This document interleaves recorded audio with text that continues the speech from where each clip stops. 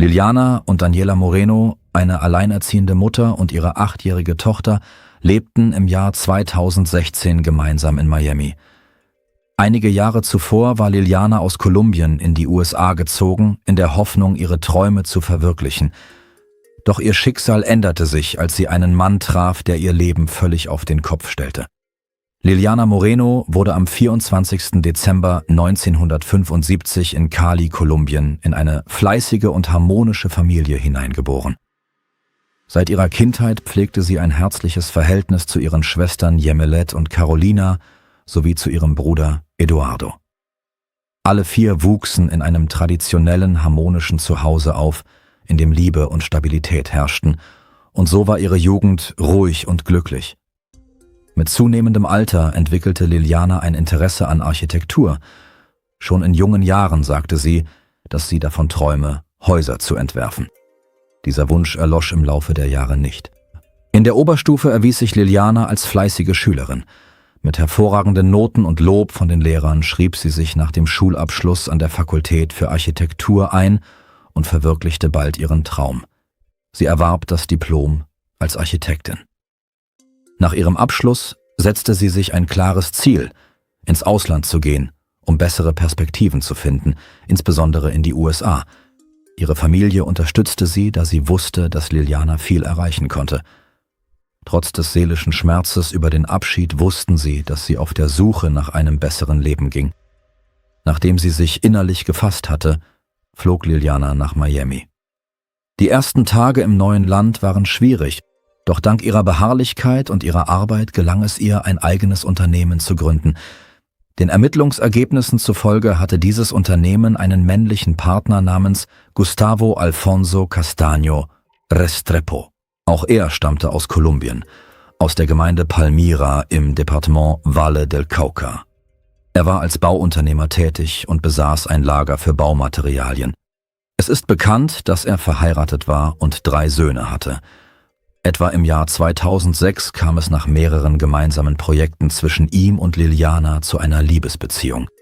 Von Anfang an machte Gustavo deutlich, dass eine Schwangerschaft mit ihm unmöglich sei, da er verheiratet war. Doch ein Jahr nach Beginn der Beziehung erfuhr Liliana, dass sie ein Kind erwartete. Dies löste bei dem Mann starke Verärgerung aus. Er verlangte von ihr, die Schwangerschaft abzubrechen, da er befürchtete, dass alles auffliegen und sein Familienleben zerstören würde. Doch Liliana weigerte sich. Trotz der ungewissen Zukunft war sie sich sicher, dass niemand und nichts sie dazu bringen würde, ihre zukünftige Tochter aufzugeben. Im Jahr 2008 brachte sie ein Mädchen zur Welt, das sie Daniela nannte. Gustavo weigerte sich kategorisch, die Vaterschaft anzuerkennen, da er nicht wollte, dass seine Familie davon erfuhr. Verletzt durch seine Reaktion brach Liliana jeden Kontakt zu ihm ab und widmete sich ganz ihrer Rolle als alleinerziehende Mutter. Daniela wurde ihr größter Lebenssinn. Unterdessen bemühte sich ihre Familie, obwohl sie weit entfernt war, stets, den Kontakt aufrechtzuerhalten. Sie verfolgten, wie das Mädchen heranwuchs, und ihr Lächeln war für sie ein wahres Geschenk. 3 Jahre nach der Trennung entschloss sich Liliana zu einem offenen Gespräch mit Gustavo. Nach einem angespannten Gespräch erklärte er sich bereit, monatlich $375 als Unterhalt zu zahlen. Seltsamerweise wurden ihre Beziehungen danach wieder aufgenommen und Gustavo begann erneut, ein Doppelleben zu führen, das er zuvor zu verbergen versucht hatte. Auf den ersten Blick schien zwischen ihnen alles friedlich zu sein. Aber nur so lange, bis das Thema Vaterschaft zur Sprache kam. Trotz der gemeinsam verbrachten Jahre erkannte Gustavo unter keinen Umständen an, der Vater von Daniela zu sein. Glücklicherweise blieb das Mädchen von allen Konflikten verschont. Und das ist Lilianas Verdienst. Dank der Bemühungen ihrer Mutter wuchs Daniela fröhlich und lebenslustig auf, lernte gut in der Schule und machte nie Probleme. Die Lehrer lobten ihr vorbildliches Verhalten und ihre schulischen Erfolge. Die Liebe und Unterstützung von Lilianas Familie aus Kolumbien ließen nicht nach. Selbst über die Entfernung hinweg versuchten sie, durch Anrufe und Nachrichten ihr nahe zu sein. Ihre Mutter sorgte zudem dafür, dass Liliana und ihrer Tochter nichts fehlte. Anfang des Jahres 2016 geschah das, was viele erwartet hatten. Gustavos Ehefrau erfuhr von seinem Seitensprung. Dies führte zur Scheidung. Das Gericht entschied, dass er seiner Ex-Frau monatlich $912 für den Unterhalt der 3 Söhne zahlen muss. Nach Angaben der Ermittler war Gustavo sehr verärgert und wollte nicht akzeptieren, dass seine Ehe beendet war. Die Situation wurde für ihn besonders schwer, als der DNA-Test seine Vaterschaft in Bezug auf Daniela bestätigte. Diese Nachricht fiel in eine Zeit heftiger Konflikte und eines langwierigen Scheidungsprozesses, was ihn endgültig aus dem Gleichgewicht brachte. Etwa zur gleichen Zeit gratulierte Liliana ihrer Schwester Carolina telefonisch zum Geburtstag. Im selben Gespräch hatte Carolina noch Zeit, mit Daniela zu sprechen. Sie waren glücklich. In den USA wurde damals der Muttertag gefeiert und Liliana verbrachte diesen Feiertag mit ihrer Tochter. Keiner von ihnen konnte sich auch nur ansatzweise vorstellen, dass dies ihr letztes Gespräch sein würde. Am Montag, dem 30. Mai 2016, kam Gustavo bei Liliana vorbei. Er sagte, er wolle Baumaterialien kaufen und schlug Liliana und Daniela vor, mit ihm mitzufahren. Sie willigte ein und zu dritt fuhren sie mit dem Auto los. Danach gab es keinen Kontakt mehr zu Liliana. Am nächsten Tag, dem 31. Mai, war ihre Schwester überrascht, als sie einen Anruf von Gustavo erhielt. Er teilte ihr mit, dass er sie nicht erreichen könne. Obwohl die Familie von seiner Existenz wusste, kam der Anruf von ihm äußerst seltsam vor. Zuvor hatten sie nie direkt miteinander kommuniziert. Dies weckte sofort Misstrauen. Und als nach Stunden und sogar Tagen die Versuche, Kontakt zu Liliana aufzunehmen, erfolglos blieben, schlug die Besorgnis in Panik um. Die weit entfernt lebenden Angehörigen wussten nicht, wie sie vorgehen sollten und wandten sich an Bekannte in Miami um Hilfe. Diese versuchten zu überprüfen, ob alles in Ordnung sei. Doch es gelang ihnen nicht, Liliana zu finden. Daraufhin wandte sich die Familie an die Polizei und meldete ihr Verschwinden. Die Polizeibeamten begaben sich zu der Wohnung, in der Liliana und ihre Tochter wohnten. Bei der Durchsuchung fanden sie keine Anzeichen für einen Einbruch. Auf den ersten Blick sah alles ruhig aus. Es weckte jedoch Misstrauen, dass Lilianas Tasche mit Geldbörse und Autoschlüsseln in der Wohnung zurückgelassen worden war. Die Tür war von innen verschlossen. Als die Ermittlungen offiziell aufgenommen wurden, stellte sich heraus, dass Daniela bereits seit einigen Tagen nicht mehr zur Schule gegangen war. Es kam der Verdacht auf, dass etwas Ernstes passiert sein könnte. Die Polizei machte sich sofort auf die Suche nach Gustavo. Man fand ihn unweit des Hauses. Er zeigte sich freundlich und erklärte sich zur Zusammenarbeit bereit. Er lud die Ermittler sogar in sein Haus ein. Während des Gesprächs berichtete er, dass er am Abend des 30. Mai eine Nachricht von Liliana erhalten habe, in der sie sich angeblich darüber beschwerte, dass er sein Versprechen, sich mit ihr zu treffen, nicht eingehalten habe. Seinen Angaben zufolge holte er Liliana und ihre Tochter am selben Tag gegen 11 Uhr aus der Wohnung ab und sie fuhren los, um Baumaterialien zu besorgen.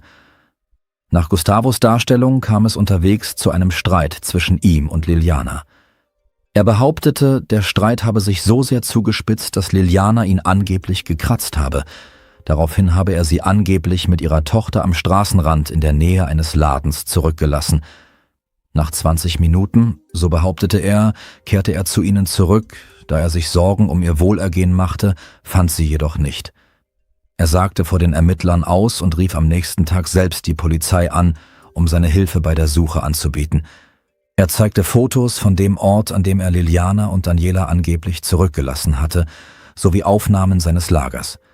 Fast unmittelbar danach erhielt die Polizei eine Meldung über einen Diebstahl, der sich am Vortag in Gustavos Lagerraum ereignet hatte. In einem benachbarten Raum befand sich ein anderer Mieter, der den Raum zum Bedrucken von T-Shirts nutzte. Er war es, der die Polizei über die seltsame Situation informierte. Gustavo kam zu ihm mit Fragen zu einer nicht existierenden Bestellung und bat um Zugang zu den Überwachungskameras, wobei er sich auf die jüngsten Unfälle berief. Unterdessen setzte die Polizei die Suche nach Liliana und Daniela aktiv fort. Die Operation begann mit der Absuche eines bewaldeten Gebiets unweit des vermuteten Ortes, an dem sie angeblich abgesetzt worden waren. Anschließend wurde das Suchgebiet auf angrenzende Gebiete und sogar Seen ausgeweitet. Auch Gustavos Lagerhallen wurden durchsucht, doch es wurden keine Spuren oder Indizien gefunden. Zu diesem Zeitpunkt galt Gustavo bereits als Person von Interesse für die Ermittlungen. Es gab jedoch keine direkten Beweise für seine Beteiligung, weshalb er nicht in die Kategorie der Verdächtigen aufgenommen werden konnte. In der Nacht zum 2. Juni änderte sich alles. Gegen Mitternacht fand die Polizei Gustavo in einem Auto, das an derselben Stelle geparkt war, an der er nach eigenen Angaben Liliana und ihre Tochter zurückgelassen hatte. Er befand sich in einem äußerst labilen Zustand und drohte, sich das Leben zu nehmen. Die Polizisten versuchten, ihn zu beruhigen, doch Gustavo sagte, er habe starke Schuldgefühle, weil er sie auf der Straße zurückgelassen habe. In einem Moment der Verzweiflung fügte er sich mit einem Messer eine Schnittwunde am Hals zu. Die Polizeibeamten setzten sofort einen Elektroschocker ein, um ihn zu stoppen, und brachten ihn anschließend ins Krankenhaus. Dieser Vorfall verstärkte nur den Verdacht der Ermittler hinsichtlich seiner möglichen Verwicklung in das Verschwinden von Liliana und Daniela. Die medizinische Behandlung gestaltete sich schwierig. Die Ärzte waren gezwungen, ihm aufgrund der bei der Behandlung erlittenen Verletzungen das rechte Auge zu entfernen. Später erklärte der Anwalt, sein Mandant müsse noch mindestens eine Woche im Krankenhaus bleiben. Er merkte an, dass die Wunden am Hals oberflächlich seien, warf den Polizisten jedoch übermäßige Gewaltanwendung vor. Seinen Angaben zufolge wurde Gustavos Auge durch den Einsatz des Elektroschockers verletzt. Was das Verschwinden von Liliana und Daniela betrifft, so behauptete die Verteidigung, dass Gustavo nicht der Vater des Mädchens sei und seine Beziehungen zu Liliana sich ausschließlich auf berufliche Kontakte beschränkten, da sie in verwandten Bereichen tätig waren. Nach Angaben des Anwalts habe es zwischen ihnen keine Konflikte gegeben und gerade das Vorgehen der Polizei habe eine effektive Ermittlung behindert, da die Beamten ihn vorschnell und ohne Beweise beschuldigt hätten. Sie konnten auch nicht erklären, warum Gustavo genau an den Ort zurückgekehrt sei, an dem er Liliana angeblich mit ihrer Tochter zurückgelassen hatte, und warum er versucht habe, sich selbst zu verletzen. Der Anwalt betonte, dass Gustavo angeblich von Anfang an mit der Polizei kooperiert habe. Er habe ihnen sein Handy übergeben und ihnen erlaubt, sein Haus und sein Auto zu durchsuchen. Trotzdem wurde im Laufe der Ermittlungen eine Notiz gefunden, die Gustavo geschrieben hatte, bevor er versuchte, sich selbst zu verletzen. Die Nachricht war an einen der Ermittler gerichtet, der das erste Verhör mit ihm durchgeführt hatte. Der Inhalt der Notiz wurde nicht veröffentlicht. Später stellte sich heraus, dass in dem Lager, in dem der Vorfall angeblich stattgefunden hatte, tatsächlich nur das Videoüberwachungssystem und unbedeutende Ausrüstung zerstört worden waren. Es fehlten keine Wertgegenstände. Trotz aller Aussagen des Anwalts waren die Familien von Liliana und Daniela zunehmend davon überzeugt, dass Gustavos Verhalten ernsthafte Zweifel aufkommen ließ.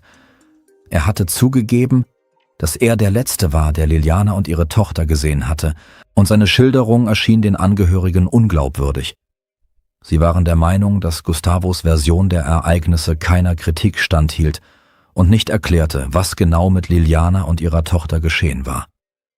Mit der Zeit blieben die Suchaktionen erfolglos und der Fall geriet allmählich in Vergessenheit. Es gab nach wie vor keine Beweise, die direkt auf Gustavos Beteiligung hindeuteten, und er blieb auf freiem Fuß. Unterdessen sammelten die Ermittler weiter Beweismaterial in der Hoffnung, dass es früher oder später gelingen würde, die Ermittlungen aus der Sackgasse zu führen. Monate vergingen, doch es gab keine Fortschritte. Einige Familienmitglieder von Liliana und Daniela reisten in die USA, um sich um ihre Wohnung zu kümmern und die Ermittlungen nach Möglichkeit zu unterstützen. Sie sahen mit eigenen Augen, wie gleichgültig Gustavo gegenüber dem Geschehenen war. Nach Angaben einer von Lilianas Schwestern beteiligte sich der Mann kein einziges Mal an der Suche, zeigte kein Interesse und stellte keine Fragen. Die Angehörigen waren überzeugt, dass er wusste, was geschehen war. Er war der Letzte, der Liliana mit ihrer Tochter gesehen hatte. Er hatte sie selbst aus der Wohnung abgeholt, und nach Ansicht der Familie trug gerade er die Verantwortung für das Geschehene. Ein Jahr war seit dem Verschwinden vergangen und zum Jahrestag wurde eine Gedenkfeier zum Andenken an Liliana und Daniela organisiert. Danach begaben sich die Angehörigen in Begleitung von Freunden und Bekannten zu Gustavos Haus, in der Hoffnung, von ihm Antworten zu erhalten. Doch auch dieser Versuch blieb erfolglos. Die Ermittlungen dauerten viele Jahre. Es wurden groß angelegte Suchaktionen unter Beteiligung von freiwilligen Angehörigen und engagierten Menschen organisiert. In ganz Miami wurden Plakate mit Fotos von Liliana und Daniela aufgehängt. Daraufhin gingen zahlreiche Hinweise ein. Es gingen zahlreiche Anrufe ein, doch keiner der Hinweise führte zu einem konkreten Ergebnis. Das FBI schaltete sich in den Fall ein. Man begann eine Zusammenarbeit mit den kolumbianischen Behörden in der Hoffnung, neue Informationen zu erhalten. Im März 2023 erfuhr die Familie von Liliana und Daniela, dass Gustavo nach Kolumbien fliegen wollte. Sie trafen ihn am Flughafen Cali. Lilianas Mutter verlangte eine Erklärung, wo sich ihre Tochter und Enkelin befänden. Der Mann antwortete, dass alles aus seiner Aussage hervorgehen werde. Im Verlauf der Auseinandersetzung versetzte ihm einer der Verwandten einen Schlag ins Gesicht. Es ist unklar, ob dieser Vorfall vor oder nach seiner Aussage stattfand. Dieser Vorfall war Ausdruck der Verzweiflung, die sich in der Familie über viele Jahre hinweg angestaut hatte. Sie konnten nicht verstehen, wie sich ein Mann, den sie für das Verschwinden verantwortlich hielten, ungehindert und ohne Einschränkungen bewegen konnte. Sie gingen davon aus, dass er als Beschuldigter in diesem Fall nicht das Recht habe, das Gebiet der USA zu verlassen, doch dies stellte sich als Irrtum heraus. Zwar kam die Wahrheit nicht sofort ans Licht, doch die Ereignisse nahmen im folgenden Jahr rasante Wendungen. Am 29. Oktober 2024, 8 Jahre nach dem Verschwinden, verhafteten FBI-Beamte Gustavo. Noch am selben Tag wurde er vor ein Bundesgericht gestellt. Ihm wurde Entführung vorgeworfen, die den Tod von Liliana und Daniela zur Folge hatte. Obwohl die Leichen bis heute nicht gefunden wurden, deutete die Festnahme darauf hin, dass die Ermittler endlich über ausreichende Beweise für eine offizielle Anklage verfügten. Seitdem befand sich Gustavo in Haft und wartete auf die erste Anhörung. Lilianas Familie wurde fast sofort über den Vorfall informiert. In einem Interview mit einer lokalen Zeitung teilte Lilianas Bruder seine ersten Eindrücke mit. Er gab zu, dass ihm die Einzelheiten der Festnahme und die Gründe dafür noch nicht bekannt seien. Doch für sie sei dies ein wichtiger Schritt, eine Möglichkeit, endlich zu erfahren, was geschehen sei. Er fügte hinzu, dass es all die Jahre ihr Hauptziel gewesen sei, herauszufinden, wo Liliana und ihre Tochter seien und was mit ihnen geschehen sei. Vertreter der Strafverfolgungsbehörden versprachen der Familie, dass man sich bald mit ihnen in Verbindung setzen und sie über die Einzelheiten des Strafverfahrens informieren werde. Die Nachricht von Gustavos Festnahme war für die Familie von Liliana und Daniela eine echte Erleichterung.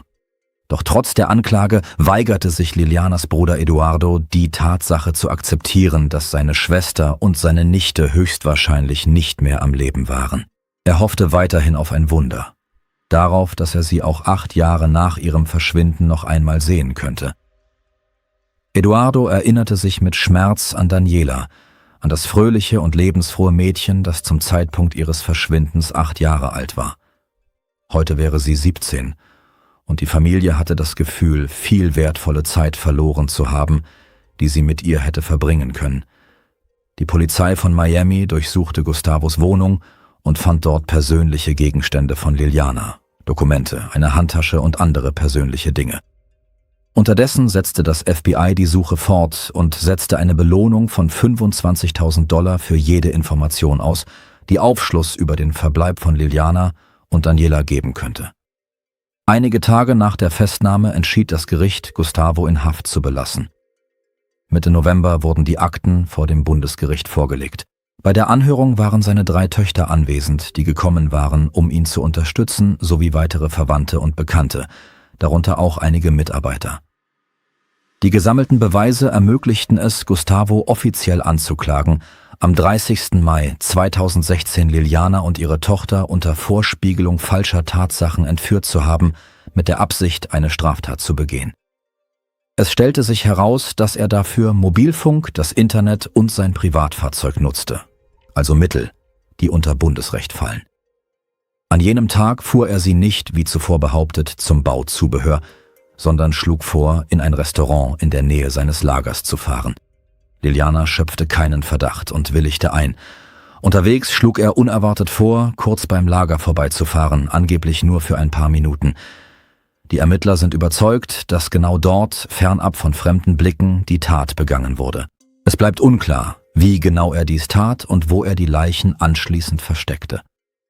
Zu den wichtigsten Beweisen zählten Aufzeichnungen von Überwachungskameras und Daten des Ortungssystems in diesem Gebiet. Auf den Aufnahmen ist zu sehen, wie die 3, Gustavo, Liliana und ihre Tochter, sich in der Nähe des Einkaufszentrums aufhielten, das er zuvor erwähnt hatte. Es wurden jedoch keine Aufnahmen gefunden, die belegen, dass er sie am Straßenrand aussetzte. Im Gegenteil. Auf dem Video fuhren sie direkt zum Lagerhaus. Außerdem stellte sich heraus, dass er nicht nur Überwachungskameras aus seinem Lagerhaus gestohlen hatte, sondern auch eine Kamera aus einem öffentlich zugänglichen Bereich. Zudem war sein Telefon von 10:55 Uhr bis 13:41 Uhr ausgeschaltet. Genau zu dieser Zeit, so die Ermittler, habe er Liliana und Daniela getötet. Die Staatsanwaltschaft erklärte, dass Gustavo zweimal selbst zugegeben habe, dass Liliana und ihre Tochter bereits tot seien. Trotzdem beteuerte er seine Unschuld. Sein Anwalt argumentierte, dass es in dem Fall Widersprüche gebe und die gesamte Beweisführung auf Indizien beruhe. Der Richter räumte ein, dass es sich bei den Unterlagen tatsächlich um Indizien handele, lehnte jedoch die Freilassung gegen Kaution ab. Nach der Anhörung wurde Gustavo in die Untersuchungshaft zurückgebracht. Seine Angehörigen und Freunde wirkten niedergeschlagen. Das war nicht verwunderlich, denn ihm droht eine lebenslange Haftstrafe und im Falle einer Verurteilung wegen einer Straftat nach Bundesrecht auch die Todesstrafe. Bis März 2025 gab es in dem Fall keine wesentlichen Fortschritte. Doch allein die Tatsache, dass Gustavo festgenommen wurde und der Prozess begonnen hat, war bereits ein Durchbruch in den langwierigen und bis dahin unaufgeklärten Ermittlungen.